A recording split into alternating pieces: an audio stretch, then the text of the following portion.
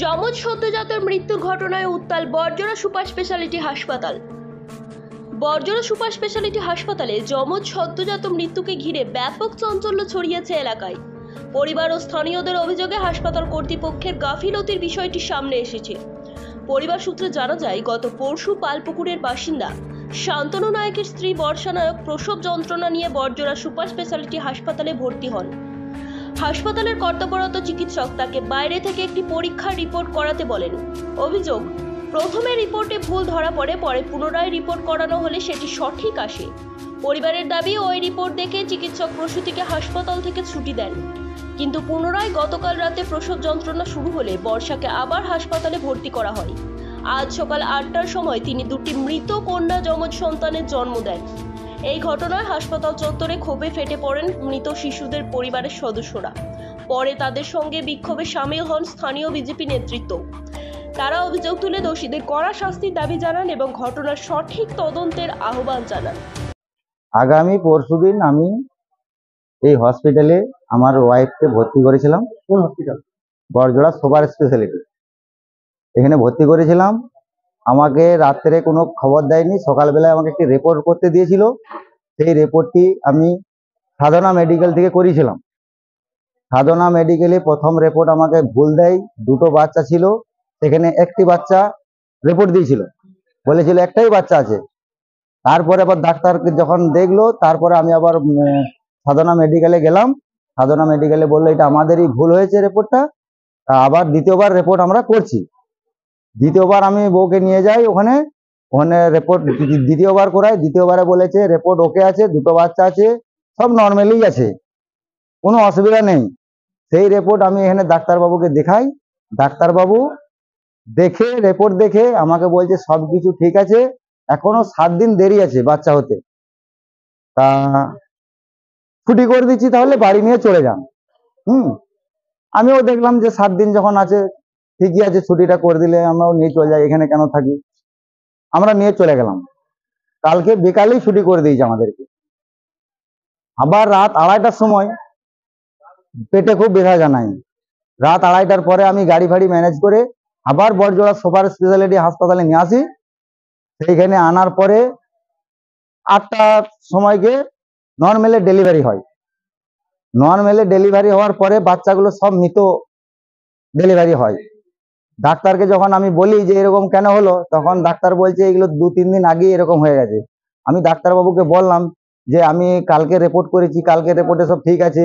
আপনি বললেন যে এই ব্যাপার 7 দিন এখনো টাইম আছে, অথচ আজকে আমাকে আবার ভর্তি করতে হলো। তো এইগুলো ব্যাপারগুলো কি? ডাক্তারবাবুর মতন বলছে যে এইগুলো এরকম হয়েছে, আমি কোনো হার্টবিট পাইনি, সে কারণে আমি রিপোর্টটা করতে বলেছিলাম। রিপোর্টের দোষ, রিপোর্ট ভুল দিয়েছে, এরকম আমাকে ডাক্তারবাবু বলে ছেড়ে দিল। তারপরে এখন এই জায়গাতে এসছি, দেখা যাক। সুপারভাইজারের কাছে বলছি যে এরকম যেন কারো কোনোদিন না হয়, যেখানে রিপোর্ট করছে সেখানেও যেন ভুল ভ্রান্তি রিপোর্ট না দেয়। আমি একজন বাবা, তো আমার চোখে জল আসছে। আপনারা সব যা খুশি তাই করছেন, আমার জিজ্ঞাসা আমি বুঝতে পারছি। আমি আপনাদেরকে আর কিছু বলতে চাই না। আমি বলতে চাই যে আপনারা এটা একটা সঠিক বিচার করুন, যাতে ভবিষ্যতে এরকম না হয়, কোনো বাবা সন্তানেরা না হয়, কোনো মা সন্তানেরা যেন না হয়। বড়জোড়া গ্রাম পঞ্চায়েতের বিরোধী দলনেতা গোবিন্দ ঘোষ এই ঘটনার জন্য স্থানীয় বিধায়কের প্রশাসনিক ব্যর্থতাকে দায়ী করেছেন। দেখুন, বড়জোড়া সুপার ফেসিলিটি হসপিটালে এইরকম ধরনের ঘটনা আগেও বারংবার ঘটেছে।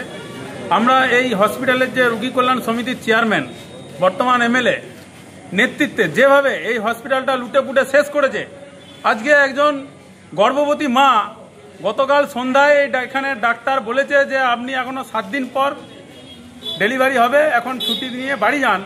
কিন্তু সেই দিনেই কাল রাতেই 2টোর সময় আবার সেই পেশেন্ট এসে এখানে অ্যাডমিশন হয়।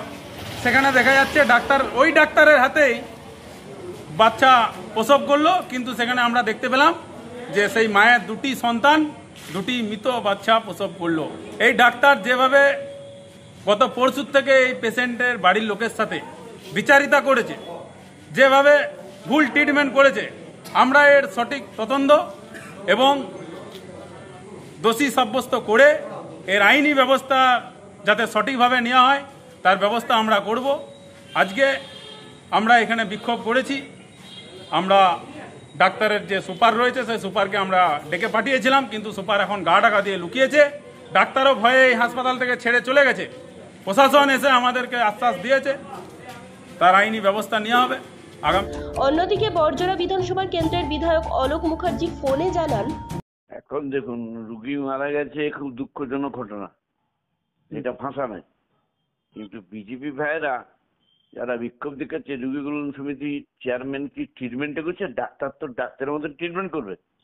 আর যেখানে ইউএসজি যে রিপোর্ট, এটা তো মনে হয় অন্য কোনো জায়গায় করিয়েছে,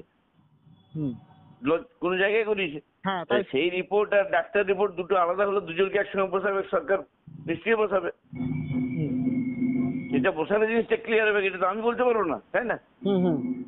আর যা কিছু বিজেপির ঘটনা ঘটছে, চলো সরকারের এগেন্স্টে কলঙ্ক দাও, আর কিছু বক্তব্য নেই ওদের। এটা বোঝেই না রুগী কল্যাণ সমিতির চেয়ারম্যান কি করবে, এখানে ট্রিটমেন্ট করবে? ওই অধিকার আমার আছে?